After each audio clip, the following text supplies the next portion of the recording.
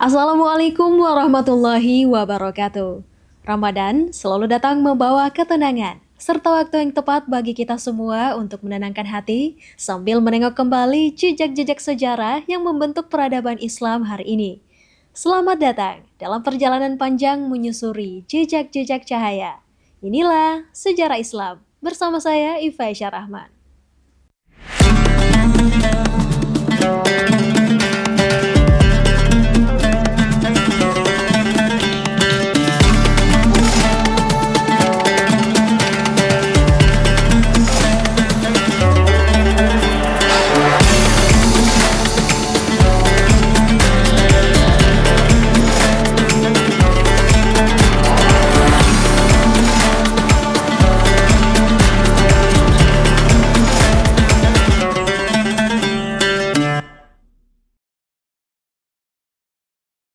Pasca berlalunya pemboikotan, Rasulullah Shallallahu Alaihi Wasallam dan kaum muslimin pun mulai melakukan aktivitas sebagaimana biasanya. Adapun kaum Quraisy, mereka masih tetap melakukan intimidasi terhadap kaum muslimin dan menghadang dakwah di jalan Allah, meskipun sudah tidak lagi melakukan pemboikotan. Abu Thalib, paman Rasulullah Shallallahu Alaihi Wasallam, dia masih tetap melindungi keponakannya dalam keadaan usianya yang sudah melebihi 80 tahun.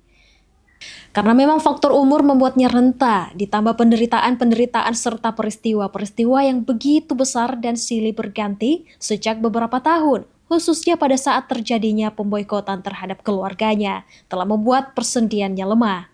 Jadi sekiranya baru beberapa bulan setelah pemboikotan tersebut, Abu Thalib dirundung sakit yang agak payah dan kondisi ini membuat kaum musyrikin cemas. Mereka takut dianggap tidak sopan. Mereka khawatir bangsa Arab lain akan menghina mereka dengan berkata, "Lihatlah pembesar Quraisy. Mereka begitu teganya menelantarkan pemimpin mereka sendiri, Abu Thalib, di saat sakaratul maut hanya karena mereka membenci keponakannya yaitu Muhammad."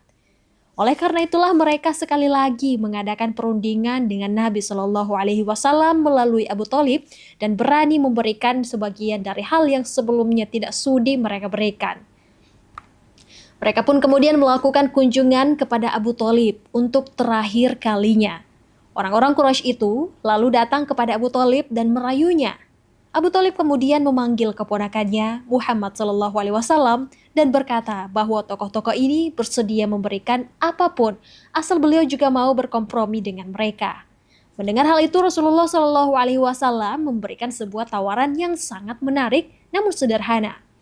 Beliau berkata, "Bagaimana pendapat kalian jika aku tawarkan satu kalimat saja yang jika kalian ucapkan, maka bangsa Arab akan tunduk kepada kalian dan bangsa-bangsa non-Arab atau bangsa asing akan memberikan upeti serta berada di bawah kekuasaan kalian?" Tokoh-tokoh Quraisy merasa tertarik dan penasaran. Mereka berpikir, jika hanya satu kalimat saja bisa memberikan kekuasaan yang begitu besar, tentu mereka mau mengucapkannya.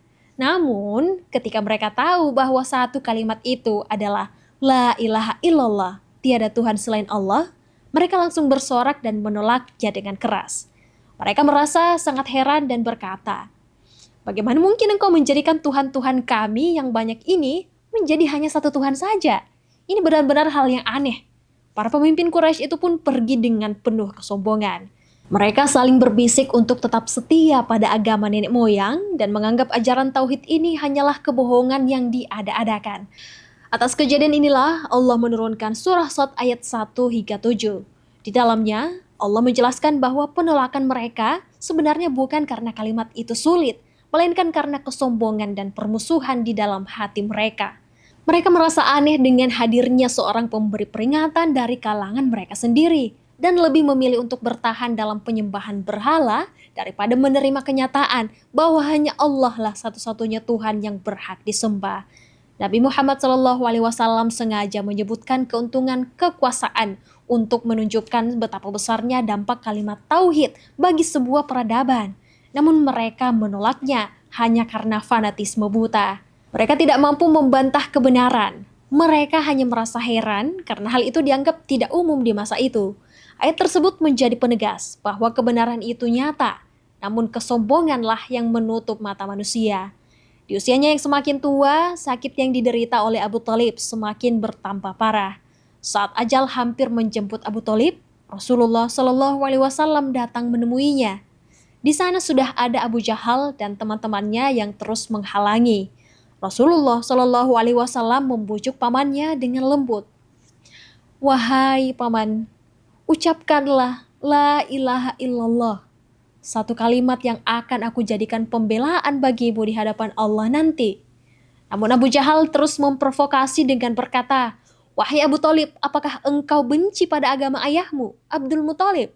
Kalimat ini terus diulang-ulang hingga akhirnya Abu Thalib wafat dalam keadaan tetap memegang agama leluhurnya. Rasulullah Shallallahu Alaihi Wasallam sangat sedih dan tetap ingin memohonkan ampun. Namun Allah menurunkan ayat yang menjelaskan bahwa Nabi dan orang beriman tidak sepatutnya memohonkan ampun bagi orang-orang yang wafat dalam keadaan musyrik. Quran Surah At-Taubah ayat 113. Allah juga mengingatkan sesungguhnya kamu tidak dapat memberi petunjuk kepada orang yang kamu kasihi. Tetapi Allah memberi petunjuk kepada orang yang Dia kehendaki. Quran Surah Al-Qasas ayat 56.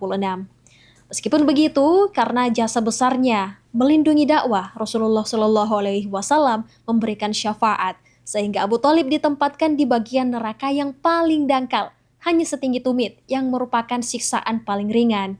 Abu Thalib meninggal pada bulan Rajab tahun ke-10 dari nubuah. Mengapa Allah membiarkan Abu Thalib tetap dalam agamanya? Para ulama menjelaskan, jika Abu Thalib masuk Islam saat itu, ia mungkin akan kehilangan wibawa dan rasa hormat di mata kaum Quraisy. Dengan tetap pada agama lama, ia bisa menjadi tameng yang disegani, sehingga kaum Quraisy tidak berani menyakiti Rasulullah Shallallahu Alaihi Wasallam secara fisik selama bertahun-tahun. Belum kering air mata dan kesedihan itu hanya berselang 3 bulan kemudian. Tepatnya di bulan Ramadan, sang istri tercinta, Khadijah, juga menyusul wafat. Begitu dekatnya jarak kepergian dua orang paling berjasa ini, hingga tahun tersebut selamanya dikenang dalam sejarah sebagai Amul Huzni atau tahun kesedihan. Khadijah termasuk salah satu anugerah Allah kepada Rasulullah Shallallahu Alaihi Wasallam. Beliau telah mendampingi Rasulullah selama 1/4 abad, menyayangi beliau di kala resah, melindungi beliau di saat-saat kritis, menolong beliau dalam menyebarkan risalah, serta mendampingi beliau dalam menjalankan jihad yang berat, rela menyerahkan diri dan hartanya kepada Rasulullah. Bahkan di tahun-tahun setelahnya, Rasulullah Shallallahu Alaihi Wasallam masih menceritakan tentang Khadijah. Beliau bersabda, "Dia beriman kepadaku ketika semua orang mengingkariku, membenarkan aku ketika semua orang mendustakanku, menyerahkan hartanya kepada aku selagi semua orang tidak mau memberikannya. Dan Allah menganugerahiku anak darinya selagi wanita selainnya tidak memberikannya kepada aku." Hadis riwayat Ahmad. Hadis ini sangat indah untuk menggambarkan mengapa wafatnya Khadijah begitu memukul batin Rasulullah Shallallahu Alaihi Wasallam. Setelah duka yang begitu mendalam akibat kepergian Abu Thalib dan Khadijah, serta penolakan kasar penduduk Taif, Rasulullah Shallallahu Alaihi Wasallam berada pada titik yang sangat berat secara manusiawi. Di tengah kesedihan itulah Allah Subhanahu wa Ta'ala menjemput hambanya untuk sebuah perjalanan yang tak akan pernah dilupakan. Peristiwa ini terjadi sekitar 1 atau 2 tahun sebelum beliau berhijrah ke Madinah sebagai bentuk penghiburan langsung dari langit untuk hati sang Nabi yang sedang terluka. Suatu malam saat beliau sedang beristirahat, datanglah malaikat Jibril membawa buraq, yakni makhluk putih yang kecepatannya luar biasa. Sekali melangkah, ia sampai ke ujung sejauh mata memandang. Perjalanan pertama disebut Isra, di mana beliau dibawa dari Masjidil Haram di Makkah menuju Masjidil Aqsa di Palestina. Di sana, sebuah pemandangan indah terjadi. Rasulullah Shallallahu Alaihi Wasallam berdiri di depan mengimami sholat seluruh nabi dan rasul terdahulu. Jibril kemudian berkata kepada beliau, "Majulah, wahai Muhammad, jadilah imam bagi mereka." Momen ini menegaskan bahwa beliau adalah pemimpin bagi seluruh risalah yang pernah turun ke bumi. Dari Palestina, perjalanan pun berlanjut ke tahap yang lebih tinggi, yaitu Mi'raj. Beliau naik menembus 7 lapis langit ditemani Jibril. Di setiap pintu langit terjadi percakapan antara Jibril dan malaikat penjaga. Saat penjaga bertanya, "Siapakah itu?" Jibril menjawab, "Aku Jibril." Penjaga bertanya kembali, "Siapa yang bersamamu?" Jibril menjawab, "Muhammad." Mendengar nama itu, penjaga langit berseru dengan penuh hormat. Selamat datang baginya, sungguh sebaik-baiknya orang yang datang telah tiba. Di setiap pintu langit, beliau disambut dengan penuh hormat oleh para nabi terdahulu, mulai dari Nabi Adam di langit pertama, hingga Nabi Ibrahim yang sedang bersandar di Baitul Ma'mur di langit ketujuh, tempat taufnya para malaikat. Rasulullah Shallallahu Alaihi Wasallam melihat keajaiban-keajaiban alam malakut yang belum pernah dilihat mata manusia manapun. Nah pemirsa, dalam konteks sirah nabawiyah dan peristiwa Isra Mi'raj, keajaiban alam malakut merujuk pada pemandangan alam gaib dan rahasia langit yang hanya diperlihatkan Allah kepada hamba-hamba pilihannya. Jika dunia tempat kita tinggal disebut alam syahada atau alam yang tampak, maka alam malakut adalah alam kekuasaan Allah yang tidak terjangkau panca indera biasa.